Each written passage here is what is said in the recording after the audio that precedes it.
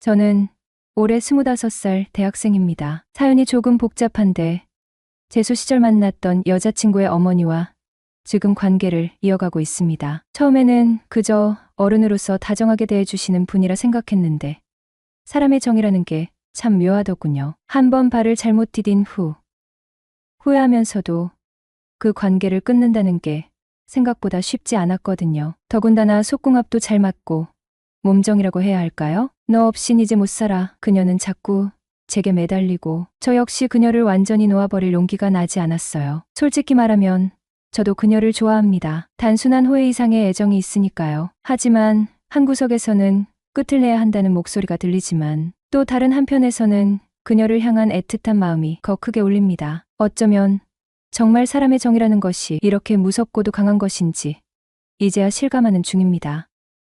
한창 랜덤 채팅이 유행이었을 때 친구 녀석 하나가 채팅으로 만난 여자와 사귀었는데 우리들한테 소개도 시켜주고 몇 번 술자리도 가졌어요. 그때는 공부에 집중하느라 별 생각 없이 그런가 보다 하면서 지냈는데 막상 친구가 그 여자애랑 만나고 다니며 즐거워하는 모습을 가까이서 지켜보니까 어느 순간 이성에 대한 호기심도 급증하고 부럽기도 하고 그러는 거예요. 그래서 나도 그 친구를 통해 소개받은 여자애랑 연락하고 지냈는데 점점 좋아져서 내가 한번 만나자 해서 밥 먹고 노래방 가고 했었죠. 그녀랑 집도 가까워 자주 볼 수 있었고 남친이랑 헤어지고 솔로로 지내고 있던 터라 우린 급속도로 가까워졌어요. 그녀는 아버지가 어렸을 때 사고로 돌아가셨고 홀어머니랑 남동생이 한 명 있는 가정이었습니다. 어머니도 우리 사이를 응원해줘서 집에서 영화 보고 치킨 피자 배달 시켜 먹고 거의 집에서 공부하며 데이트도 함께 했습니다. 바쁜 와중에도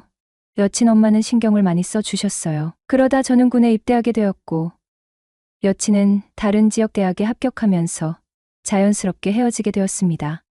제대 후 복학 시기와 타이밍이 안 맞아서 복학을 하지 못한 채 매일같이 PC방에 출근하고 해 빠지면 술 먹고 집에 들어오는 그런 나날이었죠. 그러다가 우연히 길을 가다가 예전에 사귀었던 여친의 남동생을 만났습니다. 벌써 대학생이 되었더군요. 그래서 다음에 술 한잔 하자고 했더니 연락처를 주었어요. 반갑다고 이런저런 이야기하면서 누나는 잘 있냐고 물었더니 학교 생활 잘하고 있다더군요. 그러다 하루는 술은 땡기는데 만날 사람이 없어 그 남동생한테 술 한잔 하자고 연락을 하니깐 자기네 집으로 오라고 하더군요. 제가 부담된다고 하니깐 예전엔 잘만 오더니 어떠냐고 누나도 집에 없는데 무슨 상관이냐며 그러더니 자기 엄마가 날 보고 싶어 한다는 겁니다. 형, 내가 우연히 형 만났다고 하니깐 언제 시간 되면 한번 데리고 오라더라. 엄마가 형 많이 보고 싶대. 정말이야? 아줌마가 먼저 나 보고 싶다고 말한 거야? 당연하지. 예전부터 우리 엄마가 형 많이 챙겼잖아. 생각 안 나? 맞지. 옥순 아줌마가 마치 날 아들처럼 대했었지. 아줌마가 보고 싶어 한다고 해서 예전 추억도 있고 아줌마께 인사도 드릴 겸 해서 예전 여친 집으로 갔습니다. 근데 그 동생이 왜 자꾸 집으로 오라는 줄 알겠더군요. 예전에는 1층이 슈퍼마켓이었는데 치킨오프 집으로 바뀌었더라고요. 제가 치킨을 참 좋아했거든요. 시간이 밤 9시쯤 되었는데 옥순 아줌마가 날 보더니 환하게 웃으시면서 아주 반갑게도 맞아주시는 겁니다. 여전하시더군요. 아줌마, 그동안 잘 계셨죠? 그래, 나야 잘 있었지. 너 진짜 오랜만이다. 명문대에 입학했다며. 늦게나마 축하해. 아주머니도 여전하시네요. 요즘도 요가하러 다니세요? 그녀는 45살이다. 젊었을 땐 요가 강사로, 나이가 들어서도 하루에 2시간씩 요가로 몸과 마음을 단련시키는 거 익히 알고 있었다. 그럼 요즘도 꾸준히 하지 너도 알잖아. 나 운동 중독인 거. 호호호. 그럼요. 잘 알죠. 하하.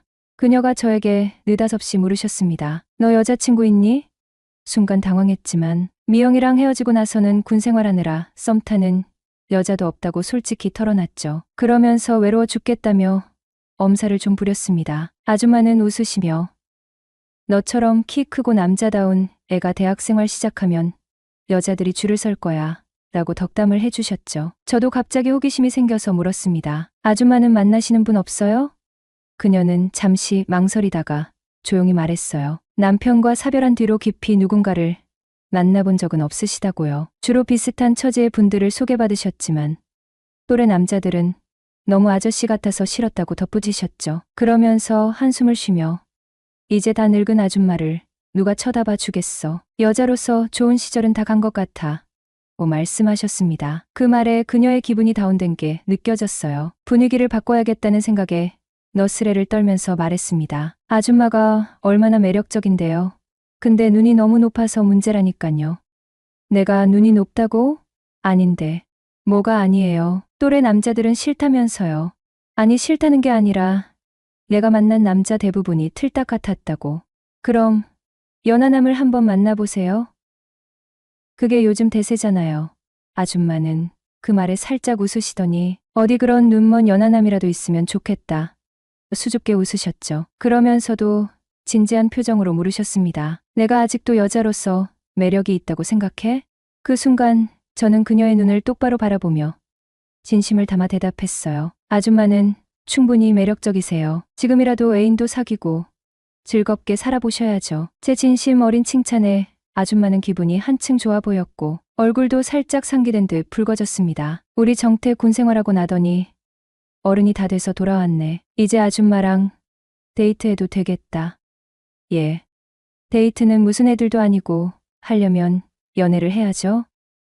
뭐 이제 아줌마 놀리기까지. 그리고 아줌마는 오늘 술값 공짜라며 생맥주와 치킨을 테이블에 세팅해 주셨고 시간 날 때마다 저희 테이블로 와서 한 잔 따라주고 한 잔 받아 마시고 하셨습니다. 약간 취기가 오르자 동생은 학교 생활 얘기를 하며 신나서 떠드는데 나는 계속 아줌마 생각만 나고 좀 전 데이트해도 되겠다가 무슨 뜻이지 하는 생각만 하고 있었습니다. 물론 그땐 술이 좀 취한 상태였죠. 아줌마는 안주를 더 준다고 똥집 튀김을 가져다 주었는데 안주에는 관심이 없고 자꾸 얼굴만 쳐다보게 되는 겁니다. 그리고 뒤늦게 합류한 아줌마와 늦게까지 술을 마시다 시간이 늦어서 자고 가라고 해서 알았다고 하고 가게 문 닫고 집으로 올라가 칫솔 꺼내주길래 양치질하고 대충 씻고 동생 방에 먼저 누워 있었습니다. 그러다 스르륵 잠이 들어 버렸죠. 자다가 순간 잠이 깼는데 시간을 보니깐 새벽 6시더군요. 시간을 왜 기억하냐고요. 그날의 기억은 아직도 생생히 기억이 납니다. 일어나 보니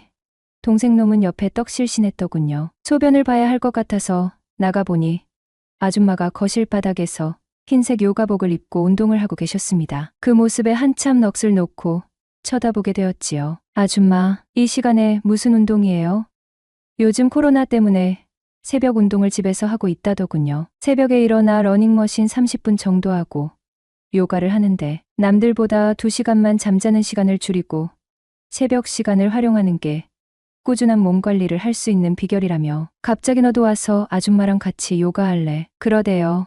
잠도 덜 깬 상태에서 생각할 겨를도 없이 네 라고 대답을 했지요. 그러고 우선 가볍게 스트레칭을 해야 한다며 기본 요가 자세를 취할 때마다 그녀는 내 모습이 우습다며 깔깔거리며 즐거워했다. 살면서 내가 몸치란 게 감사한 적은 그때가 처음이다. 약 1시간가량 그녀에게 요가를 배우는 시간이 얘겐 아주 즐거운 시간이었다.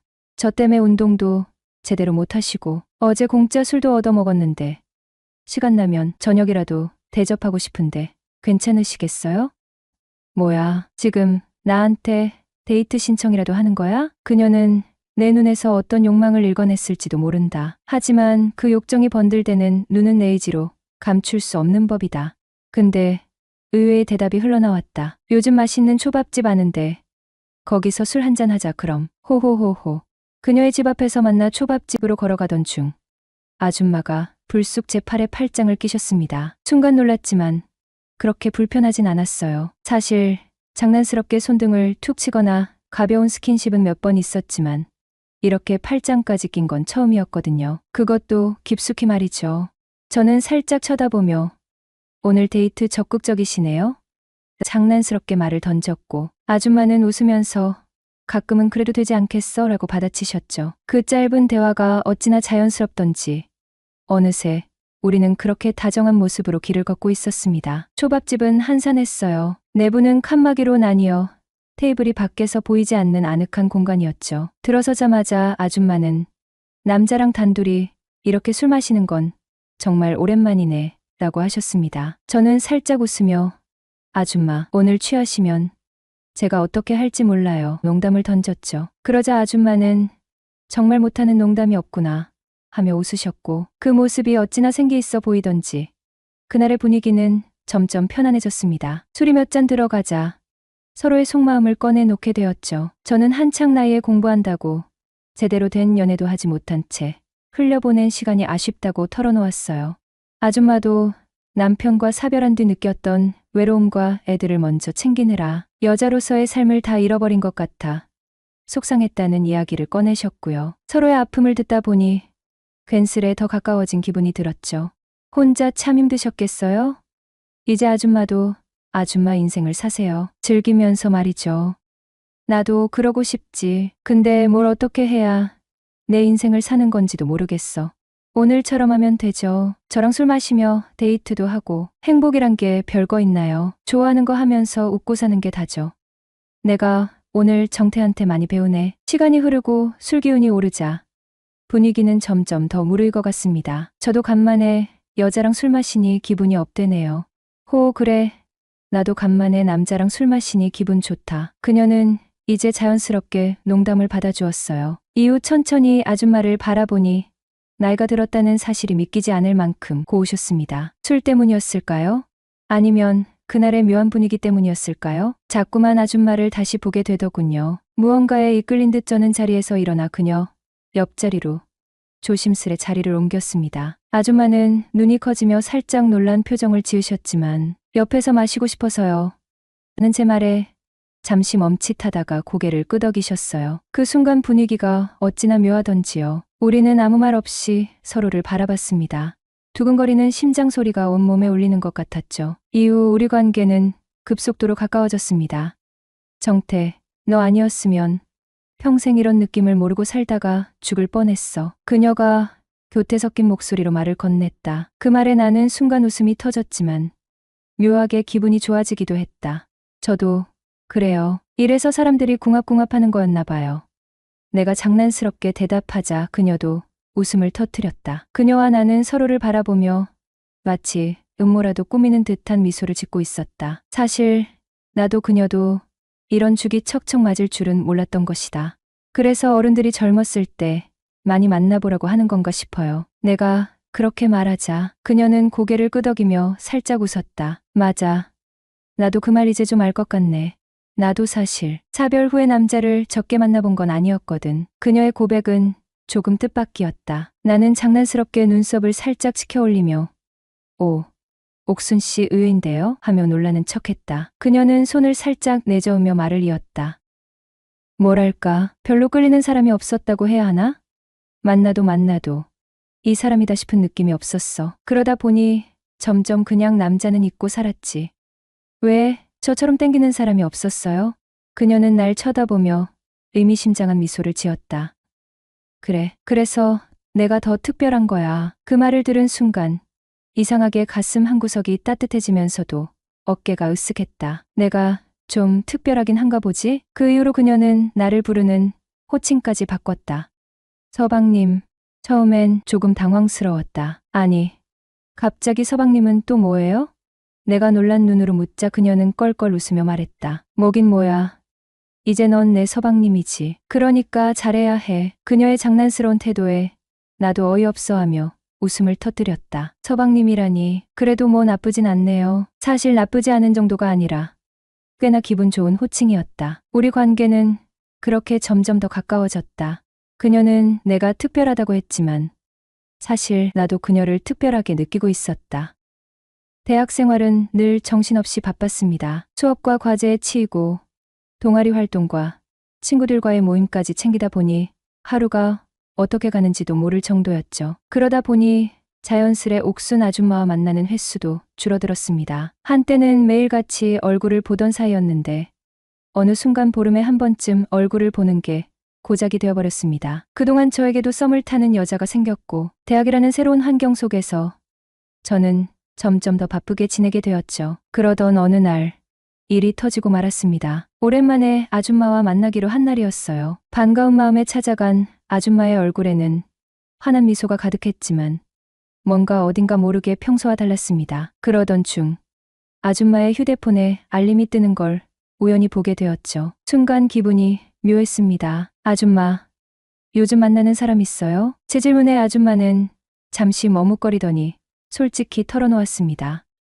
얼마 전에 알게 된 사람이 있긴 해. 그 말을 듣는 순간 가슴 한구석이 싸늘해졌습니다. 우리가 공식적인 연인도 아니고 각자 자유로운 관계라는 걸 알면서도 기분이 나빴습니다. 서운함이 밀려왔죠. 저도 사실 썸 타는 여자가 있어요. 이제 본격적으로 만나볼까 생각 중이에요. 아줌마는 잠시 눈빛을 피하더니 담담히 고개를 끄덕였습니다. 그럼 우리 여기까지 해요. 말은 그렇게 했지만 돌아오는 길 내내 머릿속이 복잡했습니다. 아줌마가 나만의 것도 아니잖아. 그렇게 스스로를 달래보려 했지만 마음이 편치 않았죠. 아줌마는 이후에도 계속 연락을 해왔지만 저는 의도적으로 답하지 않았습니다. 그러다 한 달쯤 지났을 때 이대로 끝내는 게 맞는지 혼란스러워졌습니다. 마지막으로 한 번만 더 만나보자는 생각에 아줌마를 찾았습니다. 늦은 저녁 카페에서 마주한 아줌마는 눈물이 그렁그렁한 얼굴로 절 맞이했습니다. 너 없인 이제 못 살아. 날 이렇게 만들어 놓고 어떻게 이럴 수 있어? 아줌마는 간절한 눈빛으로 고백했습니다. 다른 남자를 만난 건 사실이지만 그 이유가 제가 자주 만나주지 않아 외로움을 달래려던 거였다고요. 내가 너한테 얼마나 잘해줬는데 너 없인 못 산단 말이야. 그 말을 듣는 순간 마음이 찢어지는 듯했습니다. 사실 그녀는 제게 단순한 아줌마가 아니었습니다. 삼수 끝에 명문대에 합격하기까지 옥순 아줌마의 뒷바라지가 없었다면 불가능했을 일이었죠. 밥도 챙겨주고 옷도 사주고 심지어 학원비와 용돈까지 도와준 그녀였습니다. 청소년기에 엄마 없이 자란 저에게 아줌마는 때론 엄마 같고 때론 친구 같고 때론 뭐라 설명하기 어려운 특별한 존재였던 겁니다. 아줌마는 눈물을 흘리며 말했습니다. 정말 너 없이는 못 살아. 대신 내가 결혼할 여자 생기기 전까지만 만나주면 안 될까? 그 말에 모든 게 무너져 내렸습니다. 결국 저는 다시 그녀의 곁에 남기로 결심했죠. 그 이후로 저는 바쁜 학교 생활 속에서도 아줌마를 더 자주 만나기 위해 노력했습니다. 요즘도 가끔 그녀는 제 귀에 대고 속삭입니다. 나 정말 너 없인 못 살아. 그 말을 들을 때마다 묘한 책임감과 감정이 뒤섞인 기분이 들지만 그 순간만큼은 저도 그녀를 놓을 수가 없습니다. 진정한 사랑은 주고받는 것이 아니라 그저 주는 것이다. 안녕하세요. 저는 이혼을 하고 혼자서 아이를 키우고 있는 30대 돌싱남입니다. 전처와 연애할 때 너무 성격이 맞지 않아서 여러 번 싸우고 헤어졌지만 밤에 궁합이 너무 잘 맞다 보니 언제 싸우고 헤어졌다는 듯이 다시 만나곤 했습니다. 그러다 불쑥 아이가 생겼습니다. 전처와 결혼을 생각해보니 성격이 잘 안 맞아서 자주 싸우는 것도 있지만 그것보다 더 걱정이 되는 것은 전처가 경제관념이 없는 것이었습니다. 연애하는 2년 동안 저축을 하는 것을 보지 못했고 월급보다 지출이 많아서 몇 번이나 카드값을 대신 내어주거나 빌려준 적도 많았습니다. 저도 그렇고 전처도 그렇고 소득은 뻔하고 양가 집안 모두 그냥 평범하기에 물려받을 유산도 없는 상황인 것을 서로 다 알기에 결혼을 하면서 경제권만큼은 제가 관리하기로 약속을 하였습니다. 안 그래도 다툼이 많은 편인데 제가 돈까지 잔소리를 하면서 태클을 거니 다툼은 점점 더 많아졌고 결국 전처는 저 몰래 여러 카드를 만들어서 펑펑 쓰고 다녔습니다. 쓸 때는 좋았겠지만 갚을 돈이 없으니 여기저기 빌리면서 겨우겨우 카드값을 막다가 결국 터져버렸습니다. 스트레스 받아서 샀다. 이런저런 이유를 대면서 자기한테 주는 선물이다. 남들도 이 정도는 쓰고 산다 등 오만 가지 이유를 대면서 자기 합리화를 하고 제가 남편이니 무조건 갚아달라고 하였습니다. 적당한 금액이었으면 갚아주면서 다시는 그러지 말라고 했겠지만 카드값 연체금과 지인에서 빌린 돈, 저 몰래 받는 은행 마이너스 통장까지 해서 약 8천만 원 정도 되었습니다. 그것도 결혼한 지 1년도 안 된 시점에서 생긴 빚이었습니다. 도저히 전처를 감당할 자신도 없고 성격도 안 맞는 데다가 아이에게 하는 것을 보았을 때 엄마로서 자격도 없는 것 같아서 이혼을 하였습니다. 그렇게 29살 나이에 돌도 안 지난 애가 있는 이혼남이 되었습니다. 아이를 부탁할 곳도 없고 키워본 적도 없지만 전처에게 아이를 믿고 맡길 수가 없었습니다. 혼자서 아이를 키우며 회사를 다녔습니다. 어느덧 나이를 5살이 되면서 다니던 어린이집을 졸업하고 올해 유치원에 입학했습니다. 이제는 말도 잘해서 유치원에서 있었던 일들을 조잘조잘 이야기를 해주는데 친한 친구가 생겼다고 하면서 우리 윗집에 산다는 것이었습니다. 처음에는 크게 신경 쓰지 않고 무심코 흘려들었는데 어느 날부터 베란다로 나가더니 큰 소리 친구 이름을 부르는 것이었습니다. 그러더니 베란다에서 둘이서 이야기하면서 노는 것이었습니다. 몇 번을 그러고 놀더니 한 번은 윗집 사는 아이의 친구가 저희 집에 놀려온 것이었습니다. 당연히 부모님께 말씀을 드리고 놀려온 줄 알았습니다. 방과 거실에서 장난감을 가지고 신나게 놀다가 피자가 먹고 싶다고 해서 점심으로 피자도 사서 먹였습니다. 재미있게 놀고 배부르게 먹고 나니 졸린지 둘 다 낮잠을 잤습니다. 조용히 제 방에서 헤드셋을 끼고 영화를 봤습니다. 영화를 다 볼 때쯤 되니 아이들도 일어나서 다시 놀고 있는데 경찰과 함께 윗집 사람들이 저희 집으로 왔습니다. 혹시 이 집에서 윗집 아이가 있냐고 물어보시길래 윗집 아이를 불려서 보여드렸습니다. 윗집 사람들이 아파트 안내방송으로 윗집 아이를 찾는다고 여러 번 방송을 했는데 못 들었냐면서 엄청 화를 내는 것이었습니다. 경찰도 오해받을 상황일 수 있으니 있었던 상황을 말해달라고 하였고 있었던 일들을 말해주었습니다. 저희 아이와 윗집 아이가 같은 유치원의 같은 반 친구이고 베란다에서 자주 떠들고 놀던 사이이고 오늘 갑자기 우리 집에 찾아왔고 놀다가 점심 먹이고 낮잠을 잤고 저도 아이들 낮잠 자는 시간에 쉬면서 영화를 봤다고 하였습니다. 그렇게 윗집과 알게 되었습니다. 며칠이 지나서 죄송하다며 과일과 함께 다시 한번 윗집 사람들이 찾아왔고 그러면서 윗집은 아이의 부모는 장사로 바쁘고 아이의 막내 이모도 같이 사는데 주로 육아를 담당하는 것 같았습니다. 그날 이후로 가깝게 지내면서 저도 아이를 봐줄 때도 있고 제가 상황이 곤란할 때는 윗집 이모가 제 아이도 맡아주었습니다. 그러다가 자연스럽게 윗집 막내 이모와 자주 연락하면서 지내게 되었습니다.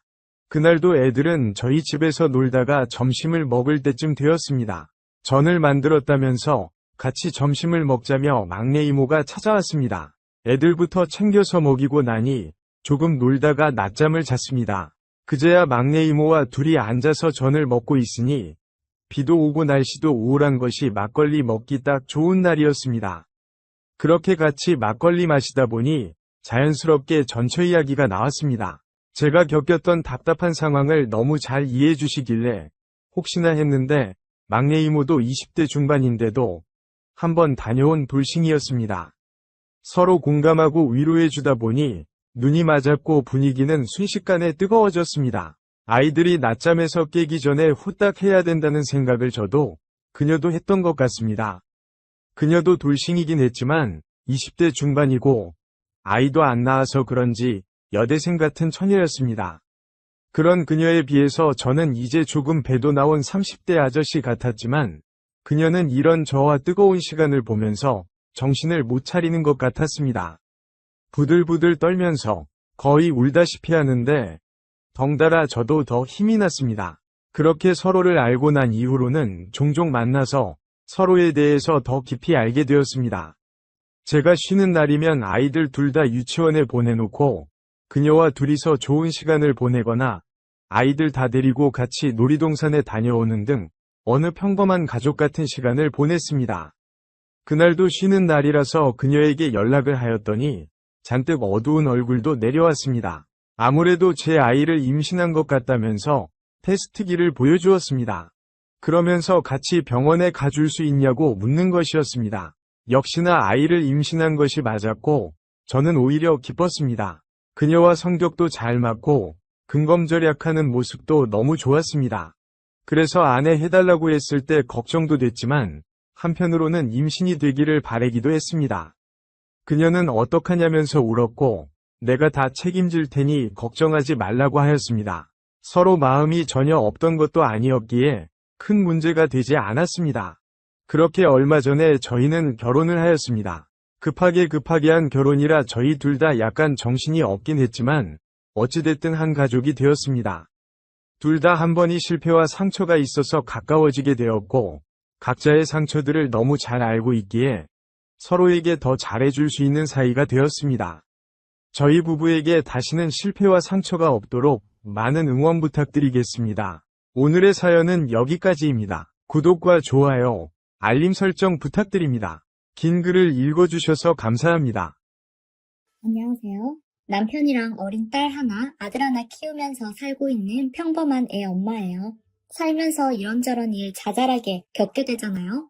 저도 그랬는데 그 중에서 제일 어이없고 황당했던 일을 말해보려고 해요. 살면서 이기적인 사람이나 정말 양심을 갖다 팔아먹은 사람들 많이 보게 되잖아요. 저도 그랬어요. 제가 살면서 만난 사람 중에 가장 양심 없고 뻔뻔했던 그 사람 이야기를 한번 해보려고 합니다.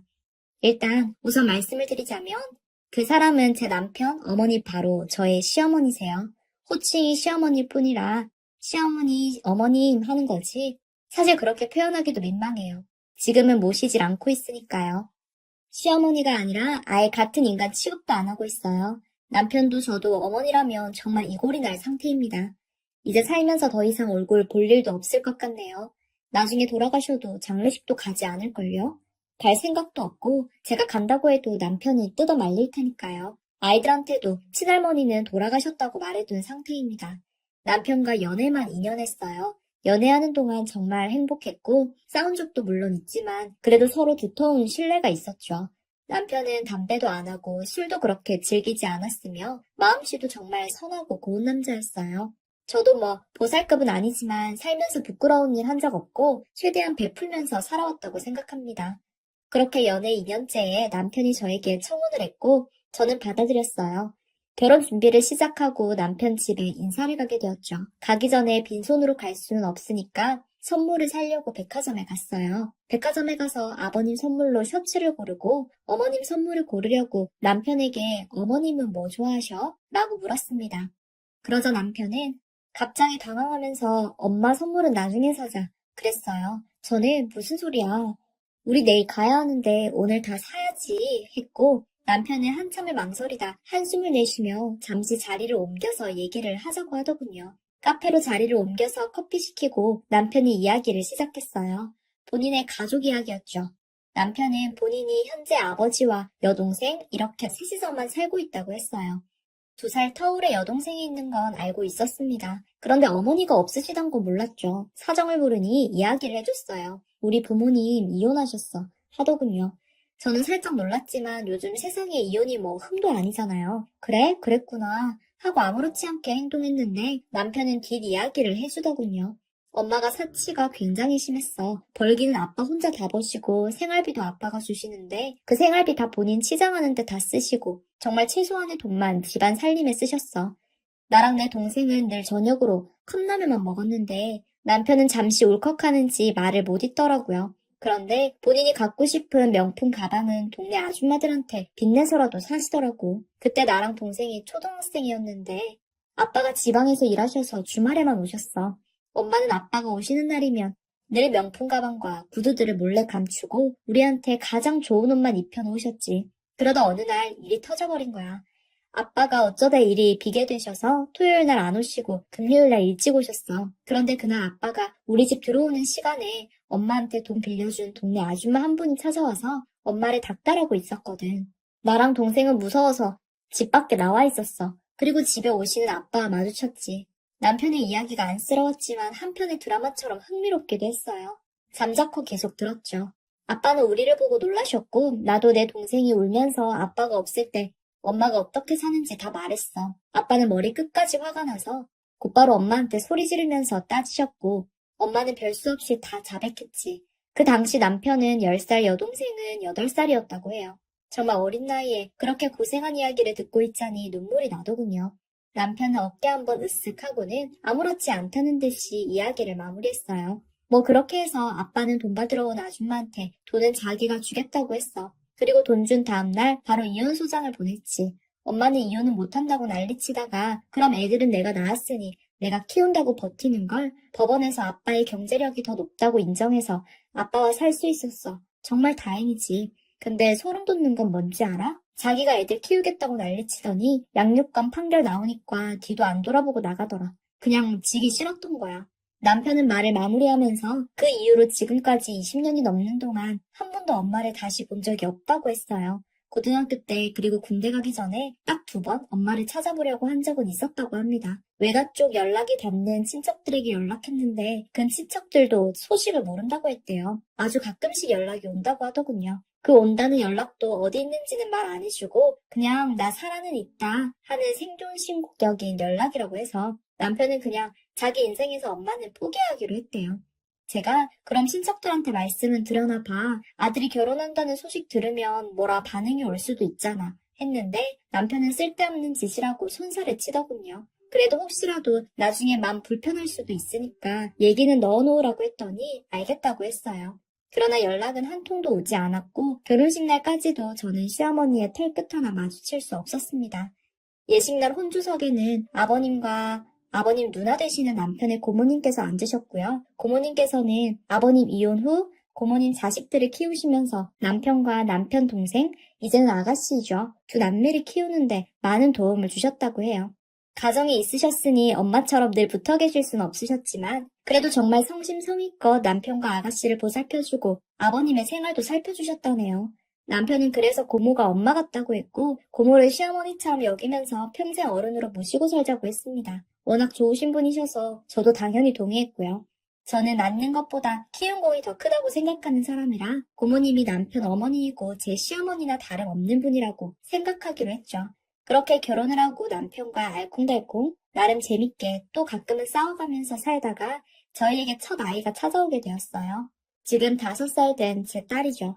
첫 아이라고 남편은 엄청 기뻐하며 임신 기간 내내 저를 아주 공주 모시다시피 하며 극진히 대했고 아버님과 고모님 그리고 친정 부모님도 마찬가지셨어요. 저도 첫 아이니만큼 조심 또 조심하면서 지루함 참아가며 책도 보고 클래식 음악도 들으며 태교에 심혈을 기울였습니다. 막달에 아기 맞을 준비할 때는 베넷저고리 입을 딸랑이 하나까지 정말 할 수 있는 한에서 최대한 좋은 것, 고급진 것으로 준비했어요. 사치하는 게 아닌가 싶기도 했지만 남편이 내 새끼인데 당연하지 하며 본인이 먼저 막 좋은 것으로 사라고 해준 덕에 첫 아이 물품들은 다 좋은 것들로만 샀습니다.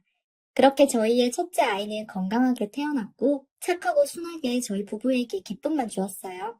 아이 키우기가 힘들긴 정말 힘들었지만 그래도 아기 재롱 보는 맛에 피곤함도 잊었죠.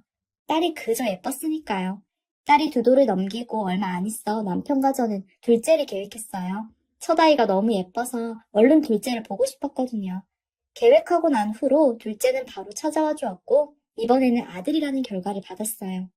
남편은 첫째 때보다 더 기뻐했고 주위에서도 축복만 받았습니다. 저도 너무 좋았고요. 첫째를 한번 키워보니 둘째 때는 좀 여유롭고 유해져서 첫째 때만큼 극성으로 준비하진 않았어요. 그렇다고 태교를 설렁설렁 한 건 아니고 지루한 건 안 하는 그런 시기였죠. 첫째도 돌보느라 시간도 첫째 때보단 부족해졌고요.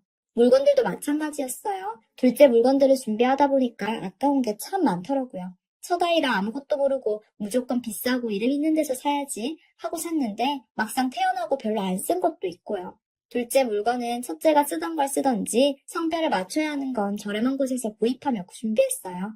그렇게 준비하는 중에 제게 도움이 된 곳이 있었습니다. 바로 인터넷이었어요. 인터넷 엄마들 카페나 유명한 중고거래 사이트에서 정말 깨끗하고 쓸만한 것들 중에서 제가 필요한 것들을 찾아 거래를 했죠.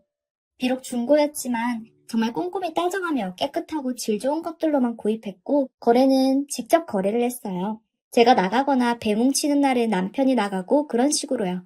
그렇게 중고 거래를 통해 하나씩 필요한 물건을 장만하던 중 아이 유모차를 구입하기로 했어요. 첫째가 쓰던 유모차가 바퀴 하나가 빠져버렸거든요. 유모차 가격도 만만찮고 해서 저는 중고거래 사이트를 열심히 뒤졌죠. 그러다 꽤 이름 있는 브랜드의 유모차를 원가보다 상당히 저렴히 내놓은 걸 발견했습니다. 꽤 좋은 거래품이어서 바로 판매자에게 연락했고 판매자분은 깨끗하고 몇 번 안 쓴 유모차라면서 사진도 몇 장 보내주었고요. 저는 구입하겠다 하고 직접 거래를 원한다고 했어요. 그러자 판매자는 자기가 지방 멀리서 산다며 택배는 안 되냐고 하더군요. 저는 망설였죠. 저렴하지만 그래도 기본 가격이 있잖아요. 그래도 판매자분은 정말 친절하게 사진도 여러 장 보내주셨고 말투도 정말 상냥하셨어요. 유모차는 직접 차 타고 운전해서 갖고 오는 것이 더 힘들겠지 싶어서 처음으로 택배 거래를 하기로 했고 돈을 계좌로 입금했습니다. 그리고 오길 기다렸죠. 그런데 하루가 지나고 이틀, 사흘, 나흘째가 되어도 택배는 오지 않았어요. 5일째가 되니 이상하다 싶어 판매자에게 연락을 했는데 택배사에 자기가 전화를 해보겠다고 하고는 전화를 끊었어요. 그리고 조금 뒤 택배사 측에 오류가 있었다면서 자기가 정확하게 송장 번호를 받고 알려주겠다고 했어요. 저는 알겠다고 했습니다. 그때까지만 해도 전혀 의심이 들지 않았어요. 기다리면서 저는 유모차의 사용법을 미리 익혀놓으려고 다른 사람들의 사용 후기들을 찾아 읽어보기 시작했습니다. 여러 후기들을 읽는 도중 저는 충격적인 후기를 하나 발견했어요. 그 어떤 구매자의 후기에는 제가 산 중고 유모차 판매자가 제게 물건 사진이라며 보내준 사진과 같은 사진들이 있었습니다. 택배의 지연 이유를 깨달았죠. 아예 택배를 보내지 않았기 때문이었어요. 이유는 보낼 유모차가 없기 때문일 거고요. 그 자리에서 바로 판매자에게 문자를 보냈어요. 당신이 나한테 보내준 사진 다른 곳에서 봤고 당신이 사기를 친 것을 아니까 돈만 돌려주면 고소는 안 하겠습니다. 그러자 바로 답장이 오더군요. 사정이 어려워 잘못된 선택을 했는데 돈은 돌려줄 테니 시간을 좀 줘요. 라고요. 너무 분통이 터졌어요. 사정 어려운 건 어려운 거고 아이 키우고 임신으로 직장도 쉬는 와중에 그 돈은 제게 큰 돈이었어요. 저는 당장 돈 입금 안 하면 고소한다. 고 보내고 바로 경찰서로 향했습니다. 문자한 내용과 입금 내역을 뽑아서 경찰서로 가 진정서를 썼어요. 다음날 제게 전화가 걸려오더군요. 그 사기꾼이었죠. 목소리가 나이가 좀 있는 여자 같았는데 아주 길길이 날뛰며 돈은 돌려줄 건데 왜 경찰서에 갔냐고 그러더군요. 경찰서에서 연락을 받은 모양이에요. 저 남편을 바꿔주었어요. 남편한테 얘기를 해두었거든요. 그 사기꾼은 제게 일단 진정서를 보류해두고 직접 만날 수 없냐고 물었어요. 자기가 오겠다고요. 가서 직접 상황을 설명하겠다고 하더군요. 남편도 화가 많이 난 상태였기 때문에 어디 올 테면 와봐요. 그러더군요. 그런데 정말 다음날 자기 지금 서울역인데 어디로 가야 하냐고 연락이 온 거예요. 남편과 저는 꽤 당황했지만 그래도 남편이 같이 있어서 어디로 오라고 주소를 찍어준 후 그 장소로 나갔습니다. 첫째는 고모님께 맡겨두었고요. 약속한 곳은 카페였어요. 카페에 가서 사기꾼 얼굴 볼 생각에 조금 긴장한 상태로 기다리는데 카페 문이 열렸습니다. 남편과 같이 간다고 해서 저희를 바로 알아본 것 같았죠. 그 여자는 저희 부부 쪽으로 성큼성큼 다가와 마주 앉았어요. 사정이 있는 것 같긴 했어요. 모습이 정말 말이 아니었거든요. 화장기 하나 없는 얼굴은 누랬고 머리는 곱슬머리를 애써 정리한 듯한 모습에 옷은 한눈에 봐도 낡은 옷차림이었죠. 마음 흔들리면 안 된다 싶어 단단히 마음먹었어요. 그 여자의 말은 별거 없었어요. 지금 자기가 큰 빚이 있어 돈을 구하려다 어쩔 수 없이 사기를 쳤고 돈을 갚을 거라고 다음 달 일하는 데서 돈을 주니까 그때 갚겠단 거였어요. 저는 그걸 어떻게 믿냐며 당장 갚으라고 밀어붙였고 남편도 당장 갚지 않으면 고소하겠다고 했습니다. 그런데 그 여자가 갑자기 남편 얼굴을 빤히 보더군요. 그러다 갑자기 너 혹시 지훈이니? 하며 남편 이름을 정확히 불렀습니다. 남편이 깜짝 놀라 저를 아냐고 물었어요. 그러자 그 여자분 얼굴이 확 밝아지면서 지훈아 엄마 기억 안 나? 엄마야 엄마 하더군요. 순간 저도 얼음이 되었고 남편 얼굴도 굳었습니다. 신난 건 그 여자분 뿐이었어요. 살 길 찾았다는 얼굴이었죠. 돈 때문에 자식 버리거나 다름없는 엄마를 이런 식으로 만나게 될 줄 알았겠어요? 남편 얼굴이 무척이나 비참해 보였습니다. 어머니가 20년이 넘는 시간 동안 한 번도 안 바뀐 걸 봤으니 그럴 만도 했겠죠. 반면에 그분은 참 신이 나셨어요. 우리 아들 잘 컸네. 엄마 못 알아볼 뻔했잖아. 잘 지내? 결혼도 하고 다 컸어 정말? 하며 혼자 떠드는데 남편 얼굴은 점점 굳어져만 갔어요. 그러다 이내 참지 못했는지 아줌마 시끄러우니까 그냥 돈 돌려주시고 끝내시죠. 현금으로 주실래요? 입금하실래요? 하고 말했어요. 그러자 그분은 엄마한테 무슨 그런 서운한 소리를 해? 말했잖아. 엄마 지금 너무 힘들다고. 아, 말 나온 김에 너 돈 좀 있어? 엄마 1,000만 원만 좀 빌려줘. 엄마 일하는 데서 월급 받으면 모아서 채워지는 대로 바로바로 갚을게. 엄마가 지금 너무 힘들어서 그래. 그 말이 끝나자마자 남편은 더는 못 참는다는 듯 자리에서 일어났어요. 그리고 다다다 쏘아대듯 말했죠. 당신은 내 엄마가 아니야. 난 엄마 같은 거 없고 앞으로도 없어. 나한텐 아버지뿐이야. 돈 또 골라서 자식 새끼들은 인스턴트 음식이나 먹이면서 키우고 이혼하고 나가더니 연락 한 통도 안 하고 살다가 이제 와서 뻔뻔하게 사기 쳐놓고 나타나서 돈까지 빌려달라고? 꿈도 꾸지 마. 와이프 계좌로 돈 다시 입금해놔. 내일까지야. 안 그럼 콩밥 먹여줄 테니까. 남편은 말을 마치고 제 손을 잡고 일으켜서 밖으로 나왔어요. 뒤에서 남편 어머니가 뛰어나와 남편 팔을 붙잡고 엄마가 너무 힘들어서 그래. 돈 안 갚겠다는 거 아니잖아. 그러니까 하고 빌었지만 남편은 그 팔을 뿌리치고 절 차에 태워서 그 자리를 떠났습니다. 남편은 절 집에 데려다 주고는 잠시 아버님 댁으로 간다고 하고 집을 나가더군요. 남편은 그날 밤 술에 취해서 들어왔어요. 아버님이 전화를 하셔서 같이 술을 좀 많이 마셨는데 미안하구나 하셔서 괜찮아요 아버님 쉬세요 하고 미리 국까지 끓여놓았죠. 취해 들어온 남편을 무거운 몸으로 옷 갈아입히고 침대에 눕혔는데 남편이 엉엉 울더군요. 말하지 않아도 눈물의 의미를 알 것 같았어요. 다음날 아침부터 오전 내내 남편 어머님에게서 전화가 걸려오기 시작했어요. 정말 사람 짜증날 정도로요. 전화 받고 입금하면 전화하세요 하고 바로바로 끊었는데 끔찍이더라고요. 그러더니 저더러 남편 없이 둘만 만나자고 했어요. 저는 망설였지만 이내 결심하고 나갔죠. 첫째는 아버님께 맡기고요. 나갔더니 저를 보는 눈빛이 어제와 다르게 아주 당당하더군요. 나 시어머니 노릇하겠다. 그 얼굴에 쓰여 있었어요. 내가 그래도 시어머니고 사정이 있어서 그런 건데 네가 얘기해서 한번 봐주면 안 되겠니? 하시는데 정말 그 얼굴은 제가 태어나서 본 얼굴 중 가장 뻔뻔한 사람의 얼굴이었습니다. 저는 제 시어머니는 키워주신 거나 다름없는 고모님 뿐이시고요. 그쪽은 사기꾼일 뿐이에요. 제 돈 좋은 말로 할 때 다시 돌려주시죠. 하고 대답했어요. 그러자 남편 어머니는 얼굴을 싹 바꾸더니 저더러 어디 가정교육도 제대로 못 받은 것을 마누라라고 들었어? 내가 그렇게 가르친 기억이 없는데 나온 참 하더군요. 저는 화가 치밀었지만 임신한 둘째를 생각해 큰 소리는 안 치려고 참았습니다. 더군다나 사방이 열린 공원이었기도 했고요. 저까지 괜히 창피당하기는 싫었거든요. 화를 누르고 다시 입을 열렸는데 그 순간 남편 어머니 머리 위로 하얀 가루가 와르르 쏟아졌습니다. 남편 어머니는 깍 하고 소리를 질렀어요. 그것은 바로 소금이었습니다. 그리고 남편 어머니 뒤로 얼굴이 벌개져 있는 아버님이 보였죠.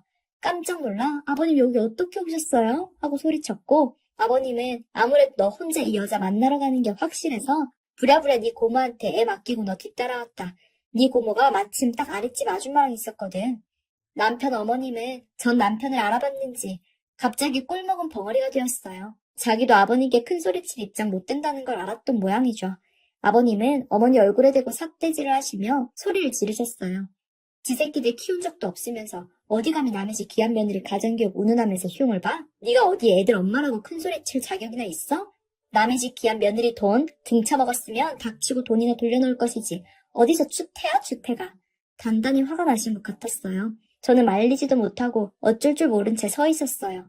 아버님은 잠시 화를 진정시키려는데 21번 후 내뱉으셨어요. 그리고 갑자기 지갑을 꺼내드셨죠. 얘야, 너 그 떼먹힌 돈은 그냥 있거라. 내가 그 돈 주든가 새 유모차 사주든가 하마. 이런 여자 손 조금이라도 탄 돈 받으면 부정 탄다. 그냥 잊어라. 하시더니 10,000원을 몇 장 꺼내 남편 어머니 얼굴에 던지셨어요. 이거나 먹고 떨어져 거지야. 또 나타나면 그때는 사기죄로 다 고소해버릴 테니까 당장 꺼져. 그러시더니 제 손을 잡으셨어요. 뒤도 돌아보지 마라. 하시더니 성큼성큼 걸어가시는데 저는 뭐 저항 한번 못하고 아버님 손에 끌려갔습니다. 가면서 살짝 돌아보니 그 속은 범벅인 채로 땅바닥에 떨어진 지폐들은 또 죽고 계시더군요. 한참 어린 제가 봐도 인생 왜 저렇게 살까 싶어 한심했어요. 아버님은 저를 근처 조용한 벤치로 데려가 앉히시고 본인도 앉으시더니 그제야 눈물을 글썽이시더군요. 내가 사람 복이 없어서 애들도 어릴 때부터 고생만 시키고 이제 며느리 돈까지 떼먹히게 하는구나. 며느라 미안하다 하시는데 저는 이게 왜 아버님이 미안하실 일이에요. 걱정 마세요. 저한테 시부모님은 아버님뿐이고 무조건 아버님 편이에요. 하고 달래드렸어요. 그날 저녁에 남편에게 모든 일을 말했고 남편은 울면서 저에게 고맙고 미안하다고 했죠. 그날 이후로 한참 동안 남편 어머니에게선 연락이 없어서 뭐 이제 연락 안 하려나 보다 싶었는데 2달 정도 있다가 경찰서에서 연락이 왔어요. 다른 사기로 고소당했는데 보호자랍시고 남편 이름과 번호를 댔더군요. 당연히 남편은 경찰서 가서 아무 관계도 아니라고 했고요. 그 후로는 소식이 없네요. 정말 살면서 자기 새끼를 낳았으면 최소한의 책임을 지든가 아니면 인간 되기 전에는 가정을 꾸려선 안 된다는 걸 절절히 깨닫게 해준 일이었습니다. 지금은 아버님과 남편과 아들, 딸이랑 행복하게 잘 살고 있고요. 시어머니 계셨다면 했을 효도 죄다 아버님과 고모님께 해드리고 있어요. 제 이야기 들어주셔서 감사합니다. 이 이야기 듣는 모든 분들은 부디 이런 뻔뻔한 사람은 살면서 평생 피해가시고 사는 내내 정직하고 바른 길만 걸으며 사시길 바랍니다. 특히 아이를 가진 부모들은요. 그날 일부러였어요. 나 멈출 생각 없었어요. 그리고 당신도 멈출 생각 없었잖아요. 그 말에 입술이 바짝 말랐어요. 부정해야 했습니다. 그런데 입이 떨어지지 않았습니다. 그 사람의 눈빛, 그 목소리 모두가 너무 정확했어요. 이미 돌아갈 수 없는 선을 우린 넘은 겁니다. 얼마 전이었습니다. 그 위험한 시작은 평범했던 부부 동반 캠핑에서 시작됐습니다. 캠핑을 가기로 한 건 사실 별 생각 없이 결정한 일이었습니다. 요즘 남편 성우랑 이웃 부부, 그러니까 민구 씨 부부랑 은근히 자주 어울렸거든요. 같은 아파트 단지에 살면서도 처음엔 그냥 인사만 하는 정도였어요.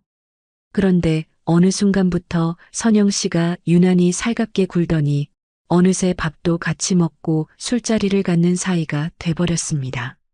사실 처음엔 좀 어색했어요. 그 집 남편 민구 씨 때문이었습니다. 그 사람 말수가 적은 대신 눈빛이 이상했거든요. 마주칠 때마다 자꾸 그런 느낌이 들었어요. 그냥 남의 여자를 보는 평범한 시선이 아니었달까요? 근데 웃긴 건 그걸 제일 잘 아는 게 저 자신이었습니다. 알면서도 애써 외면했어요. 기분 탓이겠지, 내가 민감한 거겠지, 그렇게 넘겼습니다. 하지만 민구 씨는 다 알고 있다는 듯이 저를 바라봤습니다. 그게 더 불편했어요. 저만 혼자 그런 게 아니구나, 그런 느낌. 이번 캠핑도 처음엔 내키지 않았습니다. 야외는 좋았지만 그 묘한 분위기가 또 반복될까봐 솔직히 걱정됐어요. 근데 남편 성우가 또 별 생각 없이 말을 던졌거든요. 아, 요즘 날씨 좋은데 다 같이 캠핑 가면 좋겠다. 선영 씨가 바로 붙잡았습니다. 그래요. 우리 4명이서 가요. 요즘 그런 게 힐링이래. 결국 분위기에 못 이겨서 저도 고개를 끄덕였어요. 이렇게 저렇게 핑계를 대려다 괜히 분위기 깨는 사람 될까봐 참았습니다. 그리고 오늘 그 캠핑을 떠나는 날이 됐습니다. 차 안은 생각보다 조용했어요. 선영 씨만 신나서 이것저것 챙기느라 바빴고 남편은 졸린 얼굴로 운전했죠. 민구 씨는 창밖만 바라보고 있었습니다. 말은 별로 없었는데 그 사람 특유의 분위기가 묘하게 신경을 긁었어요. 가끔 백미러로 눈이 마주쳤습니다. 민구 씨는 별 반응도 없이 시선을 거뒀어요. 그런데 왠지 저 혼자 속이 뜨거워졌습니다. 그 사람 눈빛엔 이상하게 여운이 남았거든요. 내가 민감한 걸까? 진짜 그 사람이 이상한 걸까? 머릿속이 복잡했어요. 한참을 그렇게 달려 산속 캠핑장에 도착했습니다. 날씨가 정말 좋았어요. 바람도 선선하고 하늘도 깨끗했습니다. 텐트를 치고 자리도 잡고 불도 피웠어요. 분위기가 꽤 좋았죠. 솔직히 이런 자연이 주는 여유는 오랜만이었어요. 그런데 마음 한구석이 계속 불편했습니다. 그 사람의 시선 때문인지 아니면 내 마음 때문인지 잘 모르겠더라고요. 고기 굽고 와인 따르고 4명이서 웃고 떠들었습니다. 남편 성우는 금방 얼굴이 빨개졌어요. 원래 술이 약한 편이거든요. 선영 씨는 계속 웃었습니다. 저 사람은 정말 모르고 웃는 걸까? 아니면 나만 이 분위기를 느끼는 걸까? 그런 생각도 들었어요. 시간이 흐르면서 해가 지고 캠핑장엔 어둠이 내려앉았습니다. 불빛 아래서 민구 씨의 얼굴이 희미하게 비쳤어요. 그 눈빛 여전히 나를 스치고 있었습니다. 저는 또 못 본 척 웃었습니다. 괜히 혼자 괴로운 기분이었어요. 밤이 깊어질수록 캠핑장은 더 조용해졌습니다. 주변 텐트들도 하나둘 불을 끄고 바람 소리만 들렸어요. 불을 쬐며 마시던 와인도 슬슬 바닥을 보였습니다. 남편 성우는 어느새 비몽사몽한 얼굴로 자리에서 일어났어요. 난 먼저 들어가 있을게. 피곤하다. 그렇게 휘청이며 텐트로 들어갔습니다.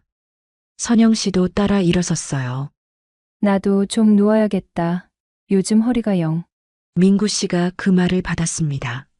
그래. 나도 씻고 들어갈게. 그렇게 셋 다 텐트로 들어가고 저만 모닥불 앞에 남았습니다. 사실 일부러 더 남은 거였어요.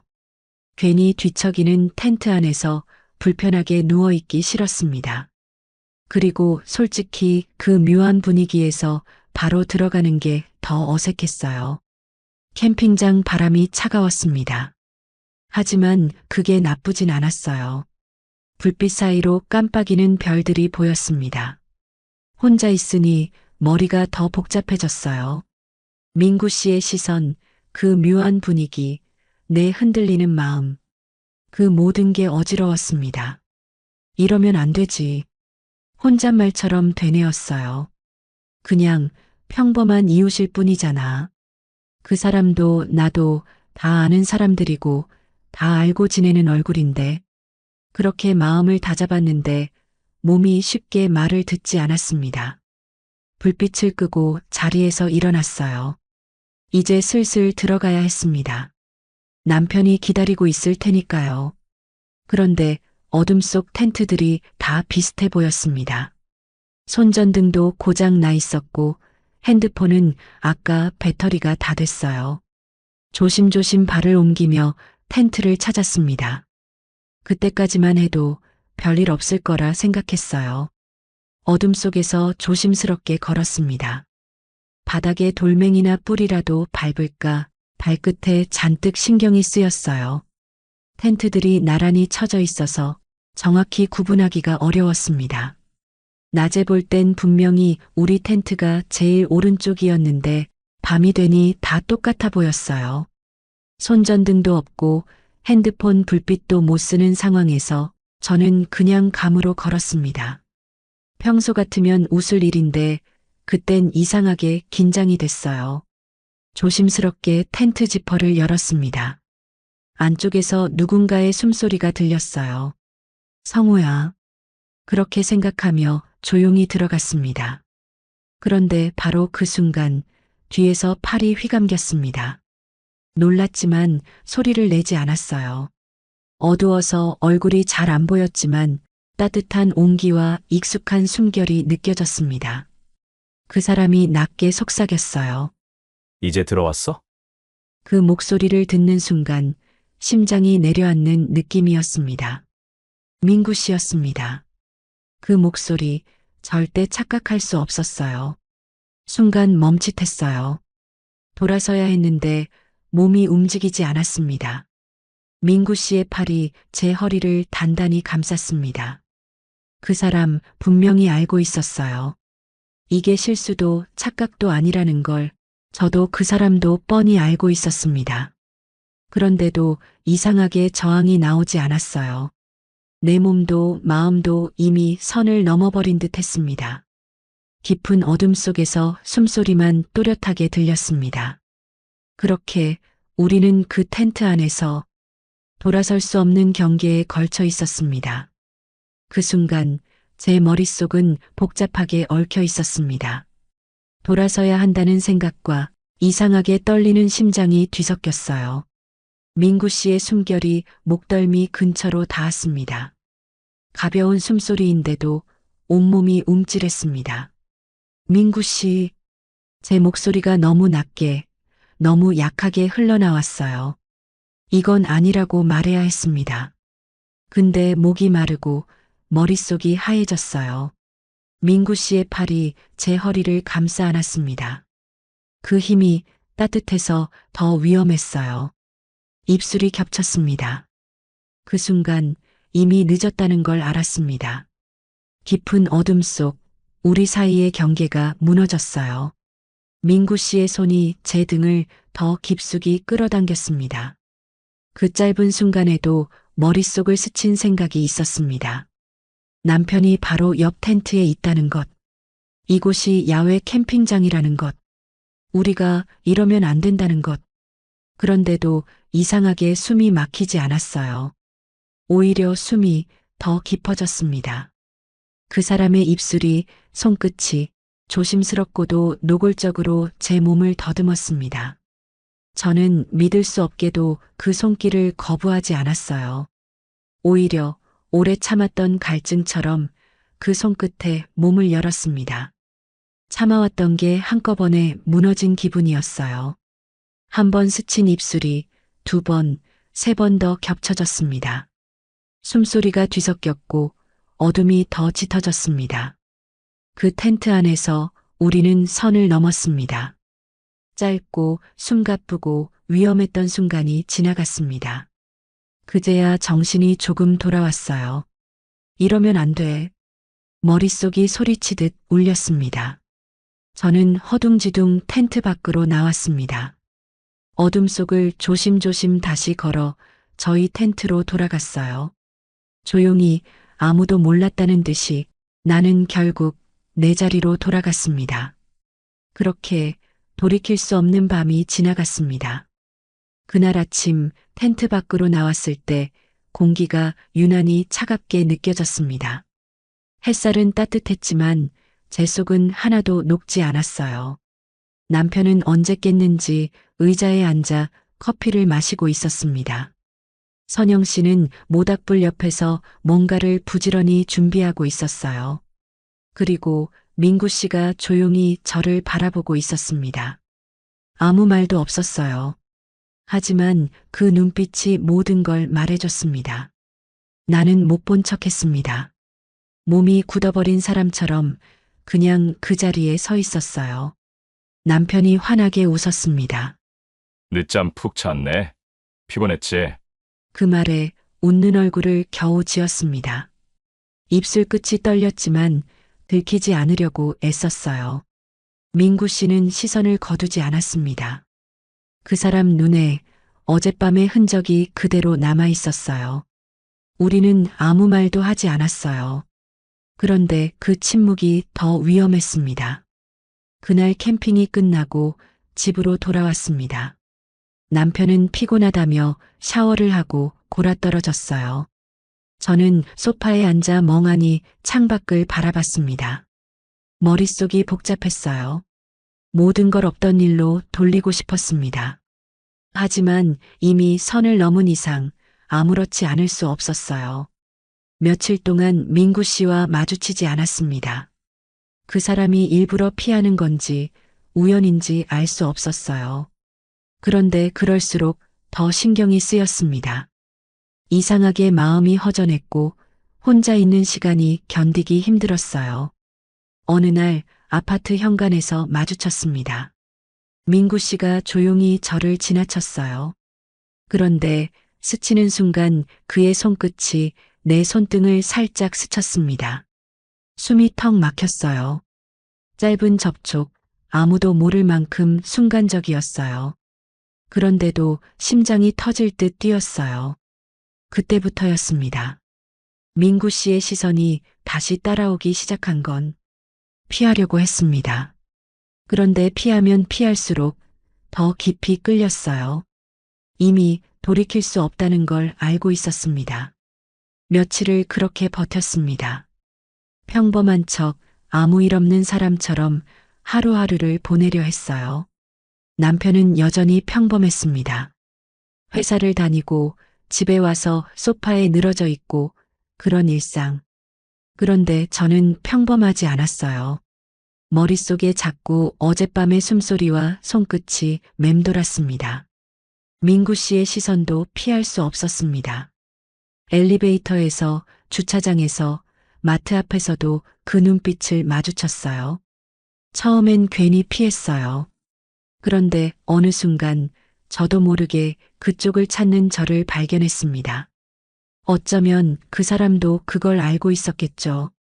그래서 점점 더 노골적으로 다가왔습니다. 그날도 그랬어요. 아파트 근처 공원 산책로에서 우연을 가장에 마주쳤습니다. 산책 나왔어요? 민구 씨가 웃으며 말을 걸었습니다. 저는 애써 담담한 표정을 지었습니다. 네, 잠깐 바람 좀 쐬려고요. 그 사람의 눈빛이 잠시 흔들렸습니다. 그리고 조용히 다가와 제 옆에 섰어요. 한참을 말없이 걸었습니다. 서로의 발자국 소리만 잔잔히 들렸어요. 그러다 그 사람이 입을 열었습니다. 그날 일부러였어요. 순간 걸음을 멈췄습니다. 심장이 뚝 내려앉는 기분이었어요. 민구 씨가 제 옆에 바짝 다가왔습니다. 그날 나 멈출 생각 없었어요.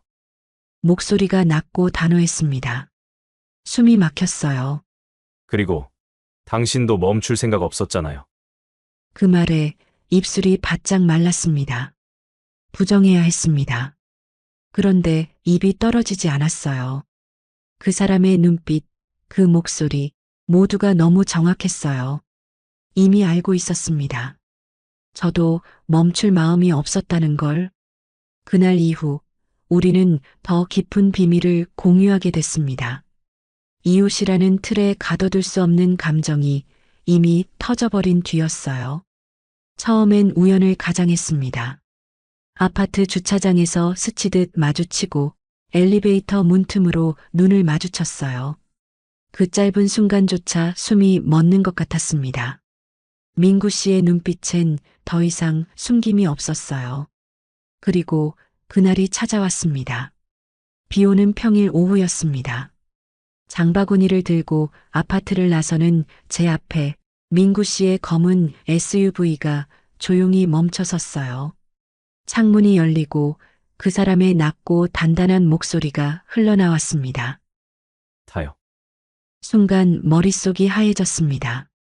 아파트 단지 안 누가 볼까 심장이 터질 것 같았어요. 그런데도 제 다리는 저를 배신했습니다. 말없이 조수석에 올라탔어요. 차 안은 고요했습니다. 빗방울이 유리창을 두드리는 소리만 또렷했어요. 민구 씨는 말없이 운전대를 잡았습니다. 저도 창밖만 바라보며 숨을 죽였어요. 그렇게 도착한 곳은 시내 외곽의 조용한 모텔이었습니다. 문 앞에 서자 숨이 목에 걸렸습니다. 여기서 그만둬야 한다는 생각이 머릿속을 치고 지나갔어요. 그런데 이미 문이 열렸습니다. 민구 씨의 손끝이 제 손등을 부드럽게 스쳤습니다. 괜찮아요. 그 한마디가 심장을 무너뜨렸어요. 조심스럽게 그러나 한순간에 우리는 방 안으로 들어섰습니다. 문이 닫히자 공기가 변했습니다. 민구 씨의 손끝이 제 뺨을 더듬었습니다. 가늘게 떨리는 숨결이 닿았어요. 그 사람이 다가와 제 허리를 끌어안았습니다. 입술이 겹쳤습니다. 긴 숨, 짧은 한숨, 우리는 그렇게 또 선을 넘었습니다.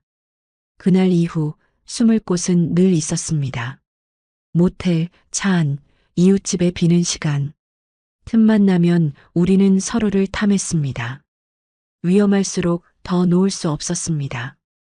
그 사람이 손끝으로 내 목덜미를 훑을 때 심장은 늘 제 뜻대로 뛰지 않았어요. 민구 씨의 손끝이 닿는 순간 저는 무너졌습니다. 그 손끝 아래 이성도 죄책감도 모두 무너졌어요. 남편의 얼굴이 스쳐도 멈출 수 없었습니다.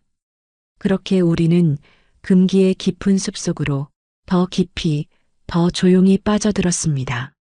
그렇게 우리는 멈추지 않았습니다. 시간이 갈수록 더 조심스러워졌고 동시에 더 대담해졌어요. 이제는 시선 하나, 손끝 스침 하나로도 모든 게 시작될 수 있었습니다. 서로를 향한 욕망이 이미 우리 삶 속에 깊이 스며들었어요. 남편이 출근하고 집에 혼자 남는 시간이 많아졌습니다. 그 시간마다 저는 더 위험해졌습니다. 문자 하나로 모든 게 정해졌어요. 당신 집 앞에 있어. 단순한 그 한 줄에 저는 심장이 터질 듯 뛰었어요. 창밖을 보니 민구 씨가 서 있었습니다. 그 눈빛은 여전히 단단했고 한치의 망설임도 없었어요. 집 안으로 들인다는 게 얼마나 큰 위험인지 알면서도 저는 문을 열었습니다. 현관문이 닫히는 순간 또다시 숨이 막혔어요. 그 사람의 손끝이 제 뺨을 더듬었고 입술이 겹쳐졌습니다. 이웃집 빈 시간이 늘 우리의 틈이 됐습니다. 그 시간이 점점 더 위험해졌어요. 남편의 퇴근 시간에 맞춰 민구 씨가 조심스럽게 빠져나가는 모습. 그걸 보며 저는 매번 가슴을 쓸어내렸습니다. 그런데도 끊을 수 없었습니다. 그 사람이 몸을 기댈 때 저도 스스로를 더 깊이 내줬어요. 주차장, 차 안, 공원 구석진 벤치. 숨을 곳은 늘 있었습니다. 우리가 서로를 탐하는 건 이제 익숙해졌어요. 그런데 동시에 두려움도 깊어졌습니다. 선영 씨의 해맑은 얼굴, 남편의 다정한 웃음. 그 모든 걸 뒤로하고 우리는 여전히 금기의 선을 밟고 있었어요. 이런 식으로 오래 갈 수 없다는 걸 저도 알고 있었습니다. 그런데 이미 돌아가기엔 너무 멀리 와버렸어요. 그렇게 우리는 선을 넘은 채 숨을 곳을 찾아다녔습니다. 그러면서도 매일 끝을 생각하지 않을 수 없었어요. 이 관계가 오래 갈 수 없다는 걸 뻔히 알면서도 우린 계속 서로를 찾았습니다. 욕망이라는 게 얼마나 집요하고 잔인한지 그제서야 뼛속 깊이 실감했어요. 그러던 어느 날 민구 씨가 먼저 말을 꺼냈습니다. 이웃집 현관 앞 남편도 선영 씨도 없는 시간. 그 사람의 눈빛이 그 어느 때보다도 깊었어요. 계속 이렇게 숨길 거예요? 그 말에 숨이 멎는 줄 알았습니다. 민구 씨는 제 손을 살짝 잡았습니다. 이제 우리 둘이 제대로 시작할래요? 목소리는 낮았고 동시에 단호했습니다. 심장이 터질 듯 뛰었습니다. 어디서부터가 진심이고 어디서부터가 위험인지 구분이 안 됐어요. 머릿속으로 수십 번 계산했습니다. 남편 선영 씨, 주변의 시선, 그리고 내 욕망. 그런데 그 모든 걸 다 지운다 해도 내 몸과 마음은 이미 이 사람에게 가 있었어요.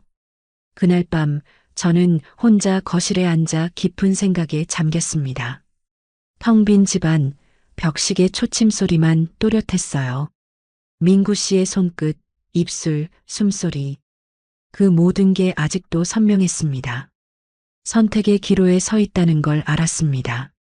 그런데 아무리 머리를 굴려도 답은 정해져 있었어요. 나는 이미 이 관계를 멈출 수 없었습니다. 욕망은 죄책감을 이겼고 욕망은 나를 완전히 삼켜버렸어요. 그렇게 우리는 끝까지 선을 넘기로 했습니다. 돌이킬 수 없는 금기의 끝으로 부부 동반 캠핑 그리고 금기의 밤. 이 이야기는 아직 끝나지 않았습니다. 다음 영상에서 부부 동반 캠핑 그리고 금기의 밤 2탄을 계속 이어갈 예정입니다. 혹시 그 흐름을 놓치고 싶지 않으시다면 구독과 좋아요, 알림 설정까지 살짝 눌러주시면 2탄 영상이 올라오는 순간 바로 확인하실 수 있어요. 오늘 이야기 어떠셨나요? 혹시 여기까지 끝까지 들어주신 분이 계시다면 잘 들었어요. 한마디만 댓글에 남겨주시면 정말 감사한 마음으로 꼭 기억하겠습니다. 그럼 우리 다음 영상에서 다시 만나요.